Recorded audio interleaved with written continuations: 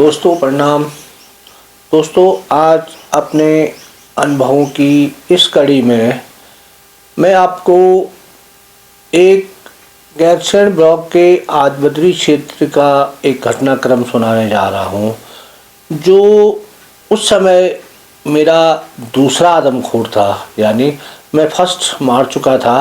वो भी इसी आदबद्री क्षेत्र में मैंने उस समय उसको 15 मार्च 2002 को मारा था। यानी 15 मार्च के बाद लगभग अक्टूबर में इस एरिया पे एक और गुलदार सक्रिय हुआ था। उसका घटनाक्रम मैं आपको सुनाने जा रहा हूँ। दोस्तों ये 15 अक्टूबर 2002 का वाक़या है।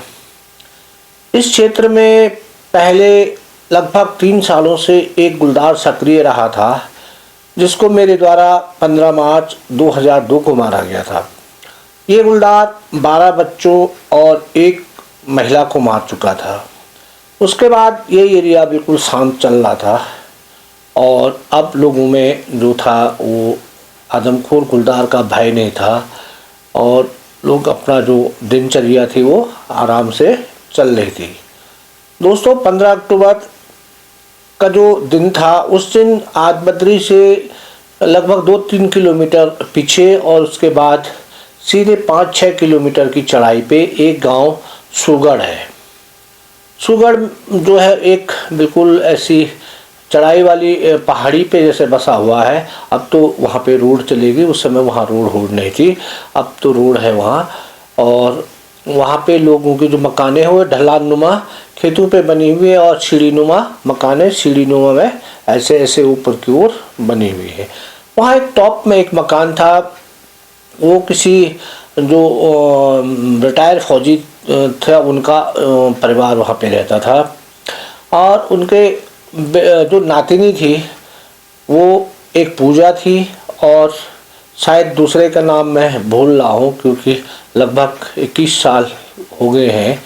तो वो लड़की दोनों दादा के साथ पहले आंगन में खेल रहे थे और अंधेरा होने के बाद वो लोग घर के अंदर चले गए थे।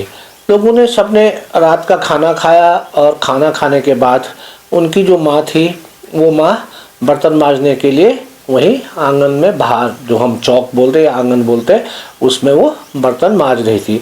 उनकी जो छोटी बेटी जो पूजा थी, वो पूजा ज़बरदस्ती माँ के पीछे यानी पीठ पे ऐसे बैठ गई, माने पीठ पे आ गई उनकी।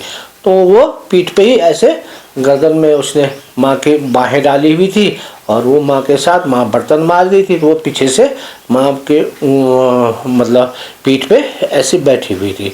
और बगल पे उनकी एक और नातिनी थी जो अपंग थी, माने वो उस समय पोलियो का भी बहुत ज़्यादा बीमारी चल रही थी और वो उसका एक पाँव पोलियोग्रस्त था। दोस्तों लगभग 8 या 8:30 बजे होंगे, वो लेडीज बर्तन, उनकी माँ बर्तन मांज रही थी और एक बेटी बगल पे खड़ी थी और एक उसके पीठ पे थी। तभी वो देखती है कि जो हमारी पीठ वाली जो लड़की जो पूजा थी, जो पीठ पे उसने ली हुई थी, वो एक झटके के साथ गुम हो जाती है। यानी उसको लगा कि किसी ने जोर से उसको खींचा और वो अपने पे ले लिया। तो उसने पीछे की ओर देखा तो उसने सोचा क्या पता उसके पिताजी वो आगे होंगे, उन्होंने यूँ पकड़ के लड़की को अंदर ले गए होंगे। तो उसने पीछे देखा, पीछे कुछ नहीं, केवल एक हवा जैसी चलती हुई दिखाई दी। तो उसने फटक से वो खड़ी हुई तो उसने देखा पीछे तो कोई नहीं आदमी, परंतु एक गुलदार की जैसे पूंछ उसको दिखाई दी और वो एकदम चिल्लाई कि क्योंकि इससे पहले 3 सालों से वो लोग उस एरिया में बहुत त्रस्त थे गुलदारों से, इसलिए वो समझ गए कि मेरी बेटी को गुलदार उठा के ले गया है। परंतु जो बेटी उसके बगल पे खड़ी थी उसको गुलदार ने टच तक नहीं किया, बल्कि उसके पीठ से उठा के बच्ची को ले गई। तो उसी समय हल्ला हो गया और लोग सब इकट्ठा हुए और फिर उनकी बाग बाग बाग बाग बाग, क्योंकि उत्तराखंड में गुलदारों को भी बागी बोला जाता है। हमारी जनरल जो भाषा है, भाषा में बागी कहते हैं, चाहे वो टाइगर हो और चाहे वो गुलदार हो। तो बाग बाग के सब चिल्लाए और फटाफट लोग इधर से भागे उधर से भागे। फिर उसके बाद जो थे वो पूजा वहाँ से लगभग उनको 3 या 4 किलोमीटर नीचे क्योंकि उस गांव के नीचे यदि हम उस गांव से इधर को देखें तो लेफ्ट साइड में पूरा जंगल है और राइट साइड में भी जंगल और नीचे नाला है और नीचे से आटागाड़ उसकी बहती है। तो वो लेफ्ट साइड के जंगल में, यानी जिस एरिया में पहले जो गुलदार सक्रिय हुआ था उस समय वो गुलदार इस सूगढ़ गांव तक नहीं आया था, बल्कि इस सूगढ़ गांव से जो लगा हुआ जंगल था उसमें भलसों हुआ, नगली हुआ, सियालकोट हुआ, जेम हुआ, इन गांवों पे उसने अनेक बच्चों को मारा था। और बल्कि जो बुढ़िया भी मारी गई थी वो भी इस गांव के बीच में जो जंगल था उसके बगल में जो गांव पर वो मकान पड़ रही थी वो भी वहीं पे थी। तो वो गुलदार भी उसको उसी साइड में जंगल में उठा के ले गया। तो फिर लोगों ने उस समय रात भर उसको ढूंढा, लड़की नहीं मिली। सुबह क्योंकि उस समय इतना ज़्यादा वो भी नहीं था कि साहब वन विभाग को फ़ोन करो, ये करो, सो करो, क्योंकि फ़ोन की सुविधा गांव में थी नहीं और उस समय सूगढ़ गांव में बिजली भी नहीं थी। और इसलिए तब सुबह लोगों ने फॉरेस्ट कार्यालय जाकर, और उनका फॉरेस्ट कार्यालय भी जो था वो धनपुर रेंज में पड़ता था तो वो गैरसैंण ब्लॉक का, परंतु गैरसैंण ब्लॉक का जो लोबा रेंज है वो लोबा रेंज का कार्यालय गैरसैंण है, और जबकि वो आटागाड़ के पली साइड वाला जो एरिया पड़ता है वो धनपुर रेंज में पड़ता है और उनका जो मुख्यालय था वो गौचर था। तो वो लोग गौचर गए और उन्होंने अपनी शिकायत वहाँ दर्ज की कि यहाँ मेरी जो नातनी है उसको कल रात गुलदार उठा के ले गया है। तो फिर फॉरेस्ट वालों ने अपनी कार्रवाई स्टार्ट की और उसके बाद 17 अक्टूबर को इस आदमखोर गुलदार को नरभक्षी घोषित कर मुझे परमिट जारी कर दिया गया है। परमिट वही पुराना वाला, अभी मैं परमिट आपको दिखाऊंगा कि आप वहाँ जाएंगे, अपनी गन फॉरेस्ट वालों को दिखाएंगे और फॉरेस्ट के जो रेंजर होंगे उन रेंजरों के अनुसार और उनके निर्देशानुसार ही आप काम करेंगे। यानी हम जो थे वो उनके जगह ना के बराबर थे, क्योंकि शुरू के हम जो शिकारी थे, क्योंकि मैंने एक ही गुलदार मारा था इससे पहले और अब ये दूसरे के लिए मेरे को परमिट जारी हो रहा था। यानी जो था उनके दिशा निर्देश में ही हम कार्य करेंगे, बाकी हम अपने तरफ से कुछ नहीं करेंगे। तो चलो उस समय तो काम करना ही था, इसलिए मैं 19 तारीख को सूगढ़ पहुंचा। मैंने सूगढ़ जाके लास्ट उस 6 किलोमीटर तो सीधी चढ़ाई थी। चढ़ाई पे पहुंचते हुए मैं और मेरे साथ उस समय हरी था, हरी और मैं वहाँ पहुँचे। फिर हमने उस मकान पे हम रहे, वहाँ पे हमने पूछा क्या हुआ, कैसे हुआ। तो उन्होंने बताया कि मैं बर्तन मांज रही थी और ये गुलदार इधर से आया और ये मेरी पीठ से बच्ची को उठा के ले गया। दोस्तों उस समय फॉरेस्ट वालों का इतना ज़्यादा वो भी नहीं था कि साहब ये बकरे लो रावत और ये वो करो, कुछ ऐसा वो कुछ करते नहीं थे। इसलिए हम लोगों ने पहले एक दिन हमारे पास, क्योंकि पहले वाले जो मॉनिटर मैंने मारा था उस समय सर्च लाइट मैंने मंगा दी थी और मैंने उस एरिया को सर्च लाइट से सर्च किया। तो वो तो आज की डेट में मैं सोचता हूँ कि जब वो गुलदार उसको 3-4 किलोमीटर दूर बच्ची को ले गया था तो वो फिर उस सूगढ़ गांव पे क्यों आता। परंतु उस समय हम नौसिखिए थे, इसलिए मैं वो सूगढ़ गांव पे ही सर्च मारता रहा और हमारे परमिट में भी जो लिखा रहता था कि आप उस एरिया से 1.5 किलोमीटर परिधि में ही गुलदार को मारेंगे। यानी वो गुलदार बंधा हुआ है, वो क्यों 1.5 किलोमीटर पे ही रहेगा। तो कभी कभी उन परमिटों देख कर मेरे को अब हंसी आती है कि यार क्या करें, क्योंकि अब जब आप मेरी स्टोरियों को सुनेंगे, जब आप देवलकोट आदमखोर की स्टोरी में आपको सुनाऊंगा तो आप देखेंगे एक ही आदमखोर को मारने के लिए 4 परमिट जारी हो गए थे। मतलब फॉरेस्ट वाले ये नहीं समझ पा रहे थे कि ये एक ही आदमखोर है कि अलग अलग है, जबकि मैं उनको कह रहा हूँ कि एक ही है, परंतु वो इस चीज़ को नहीं समझ पा रहे थे। और उसी आदमखोर को मारने के लिए लगातार 4 परमिट जारी मेरे को कर दिए गए। तो वो अब हमको एक प्रकार से अनुभव होने के बाद अब हम समझ रहे हैं कि उस समय ऐसी गलती हो रही थी। तो उसके बाद हम बस उसी एरिया पे घूमना था और उसके बाद हमने, क्योंकि हमारे पास बकरे तो फॉरेस्ट वालों ने हमको दिया नहीं, अपना बकरा हमको मिल नहीं पा रहा था, क्योंकि उतने पैसे से बकरा खरीदेंगे फिर ये करेंगे, उस समय हमको इतना अनुभव था भी नहीं। और एक रात को मैं कुत्ता बांध के वहाँ पे मैंने मचान बनाई और उस पर एक कुत्ता बांधा, परंतु गुलदार वहाँ नहीं लौटा। फिर दोस्तों लगभग 23 तारीख को, क्योंकि मैं उस समय जिला व्यायाम शिक्षक के रूप में गोपेश्वर में कार्यरत था और मैं उस आदमखोर को मारने के लिए गोपेश्वरी से आया था। फिर मैं अपने कार्यालय गोपेश्वर लौट गया, क्योंकि गोपेश्वर में 28 और 29 और 30 तारीख को पूरे डिस्ट्रिक्ट की जो थी वो क्रीड़ा प्रतियोगिता होनी थी और मैं जिला व्यायाम शिक्षक था, इसलिए वो सारी प्रतियोगिता मेरे द्वारा संपन्न होनी थी। इसलिए मैं फिर अपने कार्यालय गोपेश्वर चले गया। दोस्तों 28 तारीख को ठीक रात के 8 बजे मुझे आदबद्री से और डीएफओ का फ़ोन आता है कि रावत, आदबद्री क्षेत्र में एक घटना और हो चुकी है। जो पजाना गांव है, पजाना गांव में एक रिटायर्ड फौजी हैं ज्ञान सिंह, उनके बेटे को गुलदार उठा के ले गया है और आप अभी वहां पहुंचे। तो मैंने उनको पूछा, साहब ठीक है मैं वहां पहुंचूंगा, परंतु पहुंचूंगा कैसे? बोले रावत आपके पास परमिट है, आपको तो जाना पड़ेगा। तो दोस्तों मैं उस समय गोपेश्वर में था और मैंने उस समय गोपेश्वर से 1000 में गाड़ी बुक की और रातों रात अपने सारे कार्यक्रम को छोड़कर मैं पजाना गांव पहुंचा। जब मैं पजाना गांव पहुंचा तो मेरे को पता चला कि बच्चे रोज़ की तरह खेल रहे थे और ये जो गांव था ये सूगढ़ से लगभग 5-7-8 किलोमीटर दूर था। वहाँ से सीधे जो जंगल था, जंगल के बाद जो रिज पड़ रही थी, यानी ये वाला जो एरिया था, इस एरिया पे नीचे, इस एरिया से नीचे धमकर पे या शालकोट पे या नगली पे पहले वाले जो लेपर्ड ने अटैक किए थे, यानी ये भी उसी एरिया पे पड़ता था। और ये जब आप कभी आदबद्री आएंगे, आदबद्री से एक रोड जो है वो नोटी की ओर जाती है और उसमें नगली नामक एक स्थान पड़ता है बीच में से, और नगली के ऊपर ढमकर और ढमकर के ऊपर पजाना एक छोटा कस्बा है। वो पजाना में ज्ञान सिंह और वो जो फौजी थे, फौजी का गांव बिल्कुल टॉप में था वहाँ पे मकान, और उस मकान में शाम को बच्चे खेल रहे थे। तो उनको गुलदार तो सक्रिय हो चुका था, परंतु पहाड़ों में ज़्यादा एकदम उसका भय इतना नहीं होता है, क्योंकि लोग हमेशा भय भी होगा तो फिर वो उसको भूल जाते हैं, और जबकि वो ये घटना तो बहुत ही नज़दीक की थी। तो दोस्तों वहाँ पे गुलदार ने उसके बच्चे को उठाया और मुंह पे पकड़ा और सीधे भाग गया। ये लोग रात भर उसको ढूंढते रहे कि ले किधर गया, इनको बॉडी नहीं मिली।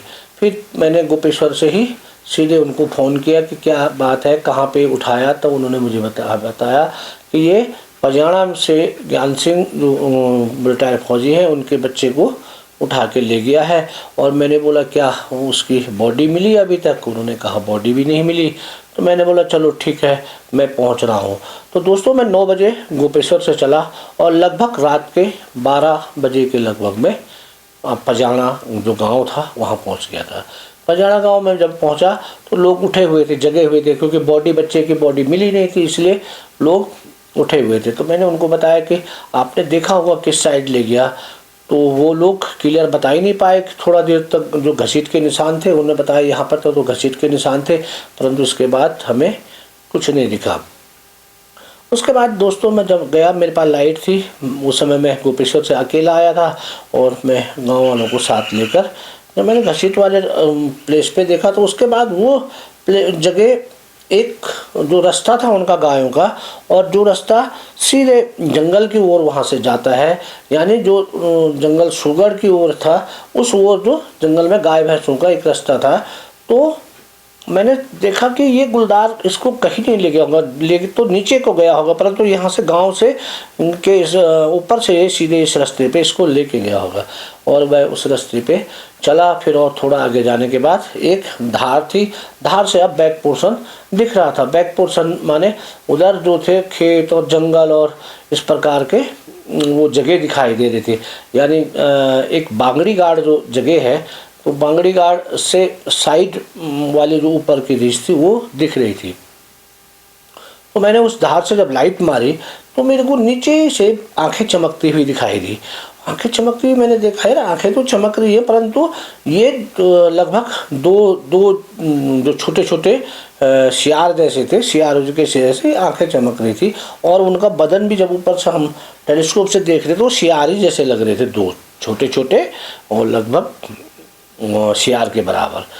तो मैंने बोला यार ये सियार यहाँ क्या कर रहे हैं, इतनी यहाँ गुलदार है तो यहाँ सियार नहीं होने चाहिए थे।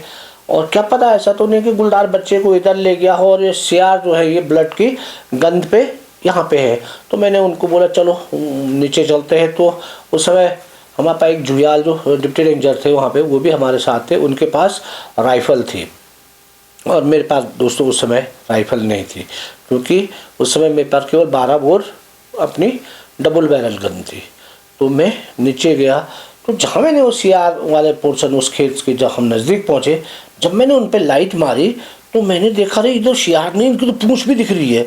और जब मैंने गौर से देखा तो मैंने देखा ये पूरे बाग भी नहीं है, यानी पूरे गुलदार भी नहीं है, और ये जो है ये गुलदार के बच्चे हैं बड़े, यानी वो सियार के बराबर लगभग 6-7 महीने के बड़े बच्चे हैं। और वो जब हमारी लाइट पड़ी तो वो वहाँ से खेत से भाग गए नीचे को, और उसके बाद वो खेतों के नीचे चले गए। तो मैंने जुयाल को बताया और उनको बोला यार जब ये यहाँ पे हैं, ये बाग के जो ये गुलदार के जो बच्चे हैं, तो यानी बॉडी यहाँ ही नज़दीक कहीं है और ये गुलदार यहीं कहीं छुपा हुआ है। तो वहाँ पे एक नाला था सहारा और वो इस खेत में थे, यानी इस नाले पे गुलदार बच्चे को लेके गया है, इसलिए ये यहाँ पे है। और ये इनकी माँ इनको खाने के लिए, इसकी माँ ने इसको बुलाया होगा शायद, इसलिए ये यहाँ पहुँचे हुए हैं। तो हमें उसकी ओर लाइट मारने के लिए उस गधेरे को मैंने जो लाइट मारी, तब तक एक झटके से एक गुलदार बहुत झटके से निकला और मेरे सामने से ऐसे, जो नाला था, नाले के बाद जो रेस थी और ऊपर खेत थे, तो यहाँ से निकल रहा है तेज़ी से। तो मैंने 12 बोर से एम किया और तुरंत उसको फायर कर दिया, परंतु दोस्तों मेरी गोली उसको नहीं लगी और वो झटके से ऊपर खेत में निकल गया। अब खेत में निकला तो मैंने सबसे पहले तो बॉडी खोजने की थी, तो मैंने लोगों को बोला यार इधर देखो यहाँ बॉडी होगी। तो लोग फटाफट गए, तब तक देखा कि हाँ वास्तव में बच्चे की बॉडी वही है और उसने उसके 2 पाँव 1 हाथ खा लिया है पूरा, और बाकी शव वहीं पड़ा हुआ है। तो मैंने उनको बोला कि शव को यहीं रहने दो अभी, अब बाकी हम क्या कर सकते हैं, हम मचान में हम बना नहीं पाएंगे, अब ऐसा करते हैं सुबह तक यहीं पे इंतज़ार कर लेते हैं। और ऐसा करो कि मैं हुआ जुयाल हुआ और 1-2 आदमी हम यहीं रह जाएंगे, बाकी आप लोग घर चल दो और सवेरे बॉडी यहाँ से उठा लेंगे। तो बाकी लोग अपने घर चले गए और मैं जुयाल खेत के किनारे पे हम लोग बैठ गए। फिर एक बार मैंने फिर लाइट मारी तो मैंने देखा कि अब वो गुलदार और उसके दोनों शावक वो नीचे के खेत में एक जो पेड़ है उस पेड़ की आड़ पे बैठे हुए हैं। तो मैं समझ गया था कि ये भी भागने वाले नहीं हैं, क्योंकि जब तक रात नहीं खुली ये भी नहीं जाएंगे, और हमको भी यदि हम गए तो ये बॉडी को उठा के ले जाएंगे। तो उसके बाद हम लोग उस बॉडी से उस नाले में तो हम नहीं बैठे, हम उधर खेत के आड़ पे वहीं पे बैठे रहे तब कि वो गुलदार उस बॉडी को उठा के न ले जाए। बाकी हमारे पास कुछ चारा था नहीं, और राइफ़ल जो उनके पास थी उस राइफ़ल को मैंने कभी चलाया नहीं था। यानी राइफ़ल भी ऐसी होती है, राइफ़ल से एम तो कर लेंगे परंतु वो जीरो कहाँ है ये मेरे को पता नहीं था, कितने पे लगती है, ऊपर लगती है, नीचे लगती है, साइड लगती है, क्या लगती है उसके बारे में मेरे को पता नहीं था। और उसमें उनके पास जो 315 बोर जो राइफ़ल मेरे पास है वही 315 बोर राइफ़ल उस समय फॉरेस्ट के लिए भी इशू होती थी, परंतु मेरे को ये पता नहीं था कि 315 मैंने जो फायर है इससे पहले की थी वो 7.62 से की थी, और यानी 30-06 से वो जो गोली थी वो 30-06 और 7.62 एक ही बोर है और उसी से फायर किया था। बाकी ये 315 की फायर मैंने इससे पहले की नहीं थी। तो दोस्तों लगभग 2 बजे के लगभग मैंने फिर लाइट मारी, तब तक मैंने देखा कि जो मादा गुलदार है वो वहाँ से उठ के हमारे ठीक सामने खेत में लेटी हुई है। मैं सर्च लाइट से साफ दिख रहा है लेपर्ड, परंतु मेरे पास 12 बोर है, ये 12 बोर यहाँ तक तो मार कर ही नहीं पाएगी क्योंकि लगभग 150 गज पे ये है। तो मैं क्या करता, फिर मैं लाइट ऑफ किया, थोड़ी देर बाद मैंने फिर लाइट ऑन की तो तब तक मैंने देखा गुलदार और खिसक के, क्योंकि वहाँ से वो जो नाला था वो नाले में जाने का रास्ता था और बच्चे की बॉडी नाले पे थी। तो मैंने फिर जुहियाल जी को बोला, जुहियाल जी आप थोड़ा अपनी राइफ़ल दो और आप ये लाइट मारो, मैं देखता हूँ इसका एम कैसा है, क्या पता लग जाए। तो जुहियाल जी ने मेरे को राइफ़ल दी, मैंने राइफ़ल को एम किया सीधा और उसका निशाना लिया और मैंने फायर कर दिया। तो दोस्तों मैं क्या देखता हूँ कि गोली उस लपट के ऊपर से उसके पीछे लगी और धूल उड़ वहाँ एक धूल का गुब्बार उड़ गया। मैं लग गया यार, ये जो है गोली इसके ऊपर से निकल गई है। यानी जो हमारी रेंज थी, इनकी जो रेंज है, ये रेंज क्योंकि उस पर अलग अलग रेंज के थे, ऐसी जो पत्तियाँ थी वो पत्तियाँ उठानी थी और उसका मेरे को ज्ञान था नहीं उस समय। तो ये हाई रेंज पे हमने लगा दी, इसलिए ये गोली उसके अप से निकल गई और गुलदार वहाँ से फिर नीचे चले गया। दोस्तों लगभग 4 बजे और 4:30 बजे के लगभग हमने फिर लाइट मारी, तब तक गुलदार और उसके बच्चे फिर वहीं बैठे हुए हैं। फिर हमें वही था मेन प्रॉब्लम कि कहीं ये आके बॉडी को न ले जाए, और बाकी हमारे पास कोई चारा नहीं था। ऐसे हम बैठे रहे। जब रात खुली, रात खुलने के बाद जब एकदम धूमिल अंधेरा जैसा था तो मैंने लाइट मारी, तब तक गुलदार और उसके बच्चों का अब पता नहीं था, यानी वो अब चल दिए थे वहाँ से। तो फिर उसके बाद रात खुली तो लोग आए, तो मैंने उनको बताया भाई ये आपकी बॉडी है और मेरे को अभी गोपेश्वर जाना है, क्योंकि मैं अपने जो क्रीड़ा प्रतियोगिता है उसको छोड़ के आया हूँ और मैं रातों रात यहाँ आया और मैं अपना कोई लिखित भी छोड़ के नहीं आया हूँ कार्यालय में, तो वो मैं फलाने जगह जा रहा हूँ। इसलिए वो लोग वहाँ पहुँचे और मैं वहाँ से सीधे अब गाड़ी से गोपेश्वर के लिए रवाना हो गया। और गोपेश्वर पहुँच के मैंने फिर कार्यालय में विधिवत एप्लीकेशन लिखी कि ऐसी ऐसी जो है घटना हो गई है वहाँ, और वहाँ मेरे को पहुँचना बहुत अति आवश्यक है। अतः मुझे क्रीड़ा प्रतियोगिता में मैं प्रतिभाग नहीं कर पाऊँगा, तो मेरे स्थान पे किसी और को इसको संपन्न कराने के लिए रखा जाए, क्योंकि ये कार्य बहुत अति आवश्यक है। तो मैं वहाँ से फिर शाम को जो है आजबद्री पजाणा गाँव था, वहाँ पहुँच गया। तो दोस्तों दिन भर में इधर उधर था, फॉरेस्ट वालों ने भी कुछ किया नहीं, और जब मैं शाम को वहाँ पहुँचा तो फिर वही मचान तो हमारे पास थी नहीं, बकरे हमारे पास थे नहीं, तो हम क्या करते फिर। तो मैंने बोला यार क्या करें, मतलब मेरे पास तो कोई चारा ही नहीं है। अब मैं जब पहुंचा हूं यहाँ से लगभग 120 किलोमीटर में चल के फिर आया हूं, तो मैं क्या कर सकता था। तो मैंने क्या किया, मैंने बोला ऐसा है, जहाँ पे उसने बॉडी रखी थी और उसके ऊपर एक जो पत्थर है, पत्थर के ऊपर थोड़ा झाड़ी है, मैं इस झाड़ी में बैठ जाता हूँ और क्या पता ये आ जाए यहाँ लपट, और लपट आएगा तो जो आएगा उसकी चलने से, बाकी हमारे पास तो हमने वहाँ कोई चीज़ रखी नहीं थी, बांधी नहीं थी, तो वो अब ठहरेगा किस पे पर, लेकिन उसका मूवमेंट आ जाएगा तो क्या पता मैं उसको फायर कर सकूँगा। और वो भी नौसिके, क्योंकि एक ही आदमखोर मारा था, ये मेरा दूसरा आदमखोर था। तो मैं, और उस समय मैंने घर से वीरेंद्र को बुला दिया था और वीरेंद्र भी वहाँ पहुँच गया था, और मैं और वीरेंद्र दोनों उसमें बैठ गए उस झाड़ी के अंदर। अब जो जिस समय लपट का आने का टाइम होता है, ठीक उस टाइम पे हम लोग ध्यान लगाए थे, और जहाँ वो उस बच्चे की उसने बॉडी रखी थी जो को ले गए थे लोग अपनी, परंतु जहाँ पे गुलदार ने बॉडी छोड़ी थी रात को, हम उससे लगभग 30 या 40 मीटर दूर थे, और हम बहुत ध्यान लगाए थे कि कहीं से भी गुलदार निकलेगा तो ये एक बार देखने बॉडी को जरूर आएगा वहाँ कि यहाँ बॉडी है या नहीं है। तो तब तक वीरेंद्र ने पीछे देखा, तो वीरेंद्र ने मेरे को बोला भाई साहब गुलदार तो पीछे आ गया।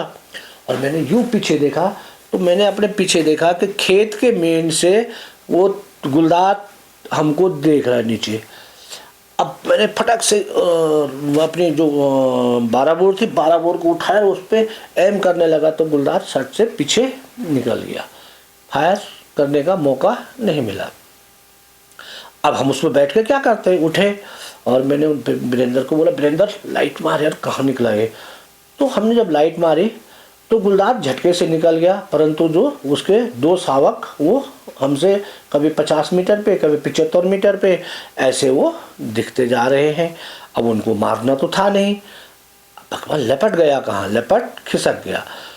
तो हम पूरी रात ढूंढते रहे, कभी हमको लपट मिले तो 12 बोर की रेंज में ना मिले, क्योंकि 12 बोर तो केवल जब हम लाइव वेट बंधवाएंगे या कोई उसके किल वेट होगा उसी के लिए सक्सेस है। बाकी 12 बोर वाला क्या करेगा सर्च लाइट पे, सर्च लाइट मार रहे तो आपको 100 गज पे गुलदार दिख रहा था, 100 गज पे 12 बोर से क्या मारेंगे भाई, 12 बोर से फायर भी आप 100 गज पे कर देंगे, यदि उसको लग भी गई तो घायल हो जाएगा, या वो घायल होकर आप ही को। हमारी पूरी रात ये भी कट गई। दोस्तों हमने फॉरेस्ट वालों को कहा यार हमें 1-2 बकरे खरीद के रख दे दो, और जिसको हम किल वेट लाइव वेट के रूप में बंधवाएंगे, और क्या पता ये आ जाए। तो जहां हमें निर्देश था कि जैसा रेंजर वो उसमें लिखा हुआ है जैसा रेंजर साहब कहेंगे आप वैसा करेंगे। अबे हम बोले हमको बकरा दे दो, परंतु वो निर्देश तो उन्होंने करना था, तो वो बकरे हकरे देने के कोई मूड में नहीं थे। अब हम भी इतने ज़्यादा वो नहीं थे कि हम खरीद पाए एकदम। तो दोस्तों यही है, मतलब फर्स्ट मतलब क्या क्या कठिनाई झेलनी पड़ती है। मेरी इस स्टोरी से आप लोग खुद समझ रहे होंगे कि कैसे कैसे कठिनाई आदमी झेलता है शुरू में, बाद में तो अपना आप ही सही हो जाता है, परंतु फर्स्ट में। अभी जब मेरी फर्स्ट वाली स्टोरी आएगी, जब मैंने फर्स्ट लपट मारा, तो आप जब उस स्टोरी को सुनेंगे तो आप लोग भी देखेंगे कि वास्तव में क्या होता है। फर्स्ट में जो पहला आदमखोर मारा जाता है तो कितने कष्ट होते हैं, कितने बार उसमें तो 2 बार तो मैं अपनी ज़िंदगी गोली लगते लगते 2 बार तो वैसे ही बचा था उस कहानी में। जब आएगा ये स्टोरी तो आपको मैं बताऊंगा। फिलहाल इसी पे चलते हैं। तो शाम को हम फिर आए, यार मैंने बोला यार क्या करें, ऐसा करते हैं जो मेरे पास 12 बोर जो गन है, एक गन की जो बैरल है वो की 30 इंच है। यार मैं ऐसा करता हूँ, मेरे पास एक जो किसी की है वो 36 इंच लंबी बैरल वाली सिंगल बैरल है, और मैं इसके अंदर यदि 12 बोर का कारतूस डालूंगा तो वो थोड़ा दूर तक ज़्यादा मार करेगा। तो मैंने वो गन किसी से जिसकी थी हमारे चाचा की थी, वहाँ से वो गन मंगवा ली, और उस गन को लेके मैं एक पेड़ के ऊपर बैठ गया। मतलब आप धीरे मतलब आप ये देखते रहे कि मतलब कि आदमी बिना नॉलेज का और बिना ज्ञान का क्या करता है वो मैं आपको बताना चाह रहा हूँ।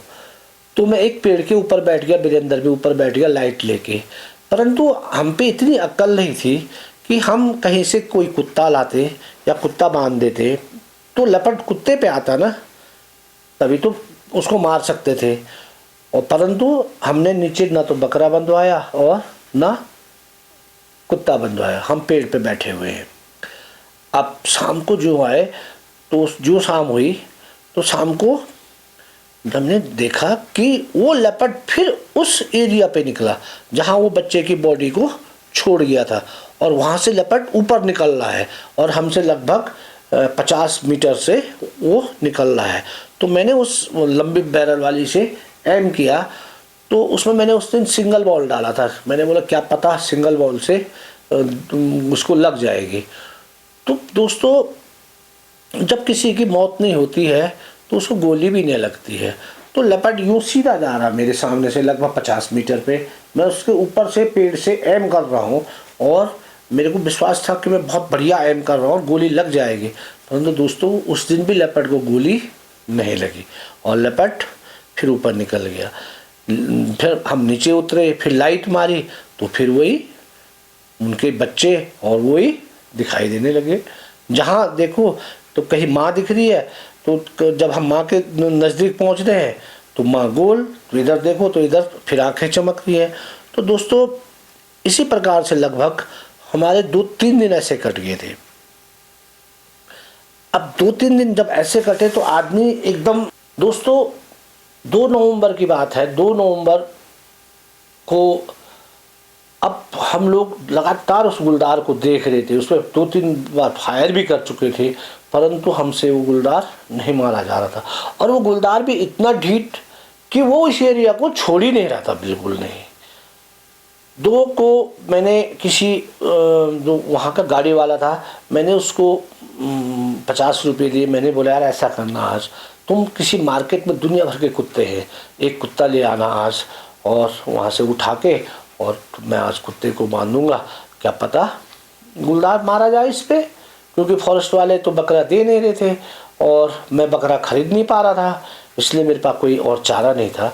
तो शाम को वास्तव में वो जो गाड़ी वाला था वो एक कुत्ता, मार्केट में दुनिया भर के कुत्ते थे, वो एक को उठा के ले आया और उसने बोला गुरुजी मैं एक कुत्ता ले आया हूँ। मैंने चला ठीक है।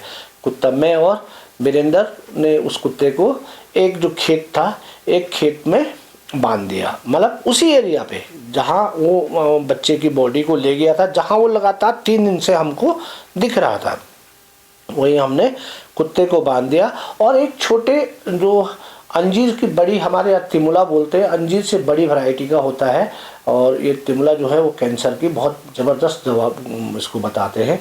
उसके पेड़ में बैठ गए ऊपर से नीचे, उस खेत में हल लगा हुआ था और उसमें हमने किल्ला ठोका और किल्ले पे कुत्ते को बांध दिया और हम उससे ज़्यादा से ज़्यादा 20 मीटर ऊंचे पेड़ पे बैठ गए। अब कुत्ता जोर जोर से भौंक रहा था। अब विश्वास भी था क्योंकि ये गुलदार जो है लगातार यहीं घूम रहा है। यानी दोस्तों, यदि वो गुलदार 2-3 दिन से वहाँ नहीं घूमता तो किसी को भी किल कर सकता था। यदि वो सपोज दैट वो जो बच्चे थे, वो बच्चे हमारे वजह से उसके डिस्टर्ब हो जा रहे थे, यानी वो सुबह जो है, मेरे को ऐसा अब मेरे को ये ज्ञान हो रहा है कि हमारे वजह से वो बच्चे डिस्टर्ब हो जा रहे थे। जब रात को रात खुल रही थी तो वो अपने बच्चों के साथ इकट्ठी नहीं हो पा रही थी, यानी बच्चे अलग हो जा रहे थे और वो अलग चले जा रहे थे। इसलिए वो शाम को फिर बच्चों को ढूंढने के लिए वहाँ और बच्चे उसको ढूंढने के लिए वहाँ पहुँच जा रहे थे, और परंतु फिर हमसे रात भर वो डिस्टर्ब हो जा रहे थे और जब सुबह रात खुली तो फिर वो अलग अलग हो जा रहे थे। मेरे को अब ये लग रहा है कि इसीलिए वो लगातार 3-4 दिन से उसी एरिया पे हमें दिखाई दे रही थी। तो आज हमने कुत्ता जो बंधवा दिया और बैठ गए हम। तो कुत्ता जोर जोर जोर जोर से भौंकने लगा। तो कुत्ते के भौंकने से, और आप ये लगा लो कि लाइव वेट पे मेरा ये फर्स्ट शिकार था। यानी मैंने लाइव वेट बांध के कभी किसी को लेपर्ड को शूट किया ही नहीं था, क्योंकि मैंने तो एक ही लेपर्ड मारा था, वो मैंने सर्च पे मारा था और लाइव वेट पे मैंने मारा नहीं था। कैसे लेपर्ड आएगा, मैं कैसे इसको देखूंगा, इसके बारे में केवल सुना था और पढ़ा था, परंतु देखा नहीं था। तो मैं बैठा हूँ, तो थोड़ा देर बाद देखता हूँ, लगभग 7:30 बजे के लगभग देखता हूँ, एक झटके के साथ थोड़ा आवाज़ होती है और कुत्ता वाव वाव करता है। तो मैंने वीरेंद्र को बोला लाइट मारो, तो उसने लाइट मारी और मैंने 12 वोल्ट थी, 12 वोल्ट एम कर रखी है। तो दोस्तों आप ये लगाओ कि उस खेत में हल लगा हुआ था, इसलिए उसमें धूल ही धूल उड़ गई। अब जब उसमें धूल उड़ गई तो धूल में मैं कुछ देखूं तो कुछ दिख ही नहीं रहा। तो धीरे धीरे वो धूल छटती हुई गई, तो छटते हुए मेरे को कुत्ता दिख गया खड़ा। तो कुत्ता तो मैंने देख दिया, परंतु गुलदार है कहाँ। मैं देखा ध्यान से कि यार गुलदार तो नहीं दिखा। तब मैंने बड़ा ध्यान से देखा कि कोई चीज़ गुलदार के कुत्ते के नीचे लेटी हुई है और उसकी जो पूंछ और पीछे की जो टांगे हैं वो हमारी ओर यूँ खड़ी है, पूंछ यूँ दिख रही है हमको, और गुलदार का जो पंजा है वो कुत्ते की गर्दन में यूँ पड़ा हुआ है और कुत्ते के वो बिल्कुल कुत्ते के नीचे उल्टी लेटी हुई है, यानी ऊपर की ओर, और कुत्ते के गर्दन पे उसने ऐसे मुंह चिपका रखा है। तब देखा मैंने कि अच्छा ये है। तो मैं उसका आगे का पोर्शन में देखता, परंतु कुत्ता हमारे पास यूँ था लंबा।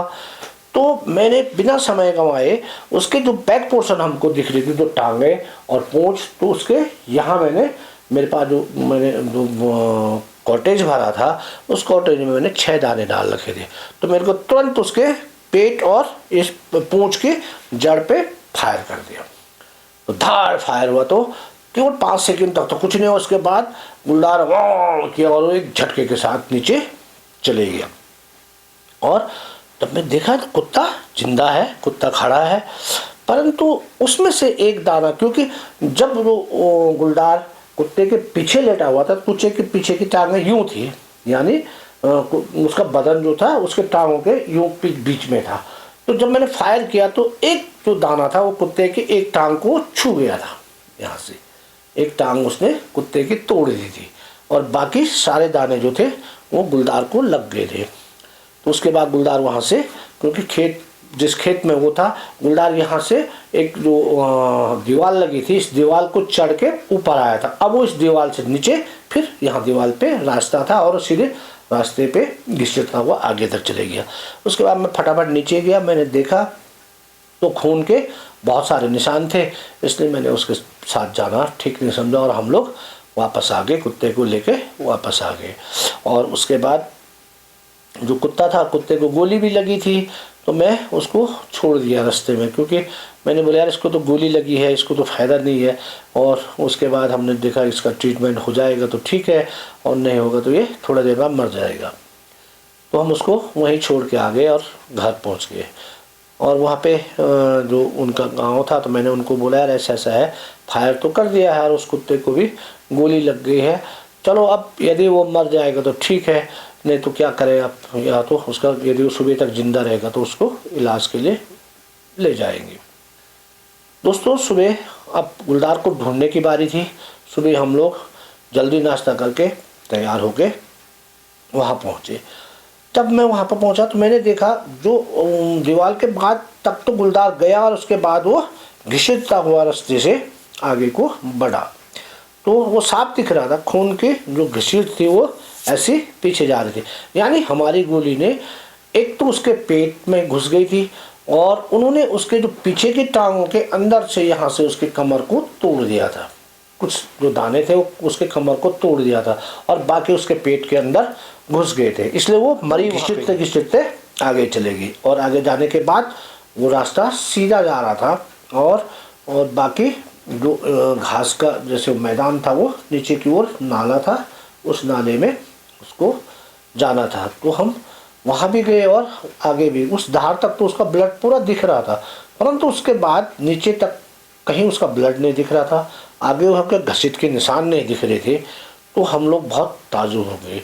दोस्तों 3 तारीख को दिन भर हम उसको पूरे दिन शाम तक ढूंढते रहे, हम ही नहीं, गोचर के रेंजर, फॉरेस्ट वाले, गांव वाले, हम सब उसको ढूंढते रहे, परंतु गुलदार हमको नहीं मिला। मेरी समझ से 4 तारीख को कोई त्यौहार था या दिवाली थी, इसलिए मैं 4 तारीख को घर आ गया। और उसके बाद मैंने बोला कि मैं 5 तारीख को फिर इसको ढूंढने आऊँगा, मैं दिवाली मनाने के बाद।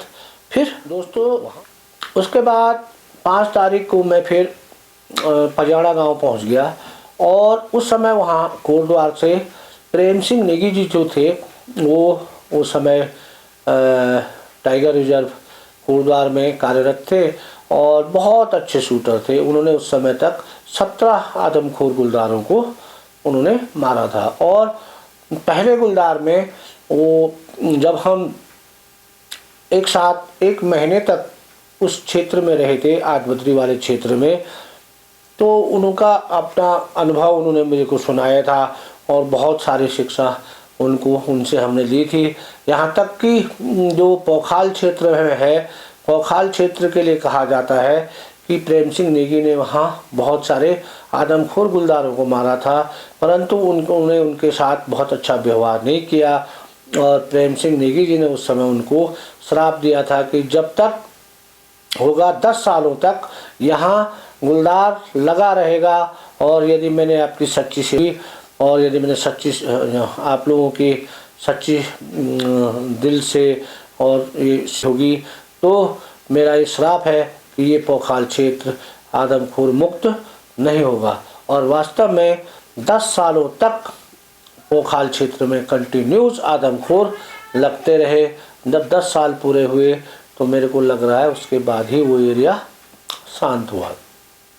तो वो वहाँ पहुँच गए थे। तो मैं और मैंने नेगी जी को दिखाया, नेगी जी मैंने यहाँ पर से फायर किया, यहाँ पे मैंने बकरा बांधा था और कुत्ता बांधा था।